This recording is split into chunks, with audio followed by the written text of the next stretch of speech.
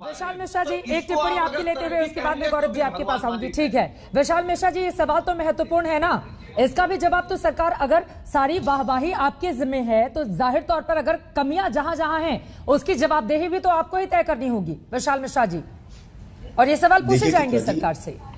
नहीं चित्रा जी, बिल्कुल लोकतंत्र में सवाल पूछे जाने चाहिए और सवाल का उत्तर भी मिलना चाहिए। आप मुझे बताइए, लेकिन क्या इस बात से इनकार किया जा सकता है कि क्या विपक्ष ने इस कोरोना काल के आपदा में भी अपनी सकारात्मक विपक्ष की भूमिका अदा की? आप बताइए, ये समाजवादी पार्टी के प्रवक्ता बैठे हुए हैं जब देश कोरोना आपदा से गुजर रहा है, और ऐसे में अगर हमारे भारत के वैज्ञानिक अपना स्वदेशी वैक्सीन आदरणीय प्रधानमंत्री जी के दिशा निर्देशन में तैयार करते हैं, विल पावर होना चाहिए, गाइडेंस तो होनी चाहिए कम से कम, और तैयार करते हैं, उनको पूरी छूट दी जाती है रिसर्च करने के लिए, तो उसके बाद जब वैक्सीन तैयार होकर आती है तो इनके नेता कहते हैं कि बीजेपी की वैक्सीन है, नहीं लगवाऊंगा। इनसे पूछिए कि इस बात के कारण ना जाने कितने लोगों ने वैक्सीन नहीं लगवाई होगी चित्रा जी, और कितने लोगों की जानें गई होंगी, क्या ये उसकी जिम्मेदारी लेंगे? कांग्रेस के प्रवक्ता से मैं पूछना चाहूंगा कि रोज ट्वीट कर देते थे कि हमारी वैक्सीन कहां गई, बच्चों की वैक्सीन कहां दे दी, हमारी वैक्सीन बाहर क्यों भेज दी?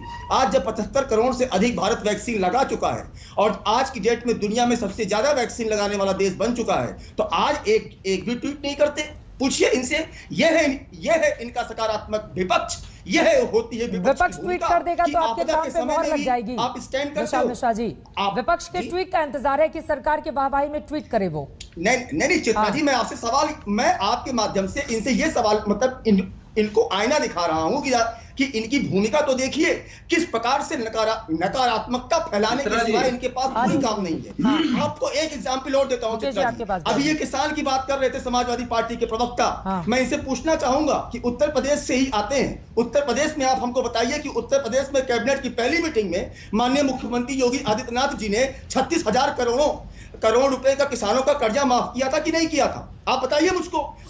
और ये कांग्रेस की सरकार जो कहती थी उंगली पे 10 दिन गिन लो, राजस्थान के चुनाव के घोषणा पत्र में आपका कर्जा माफ, एक भी किसान का कर्जा नहीं माफ। जवाब ले लेते हैं सुनील जी, सबसे पहले आप उसके बाद। ठीक है तो ये बताइए नकारात्मकता कहां जाएगी? ठीक है, जवाब सुन लीजिए सुनील जी, जवाब दीजिए। उनका ये कहना है कि पहली कैबिनेट की बैठक में किसानों को लेकर क्या फैसला हुआ था, क्या वो नजर नहीं आता? और दरअसल आपके ही नेता की ओर से वैक्सीन को लेकर भ्रम फैलाया गया, इस वजह से स्थिति ये बनी कि कई गांवों में और शहरों में भी एक बड़ी आबादी वैक्सीन से भागती रही शुरुआती दिनों में।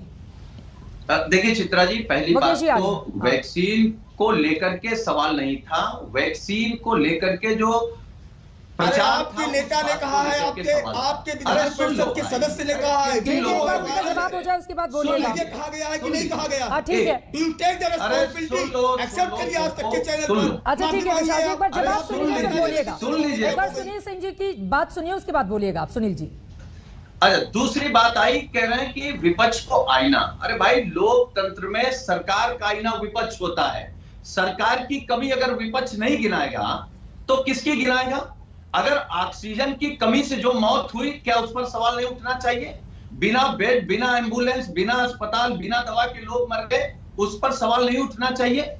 मतलब कौन सी बात कर रहे हैं? इस देश को किस दिशा में ले जाना चाह रहे हैं? आप किसान की बात कर रहे हैं, किसान की आप बात कर रहे हैं। आप कह रहे हैं, आपने क्या कहा था, देश के प्रधानमंत्री जी ने क्या कहा था, हम 2022 तक किसान की आय दोगुनी कर देंगे। क्या 2022 तक दोगुनी हो जाएगी? कीटनाशक दवा महंगी हो गई, डीजल महंगा हो गया।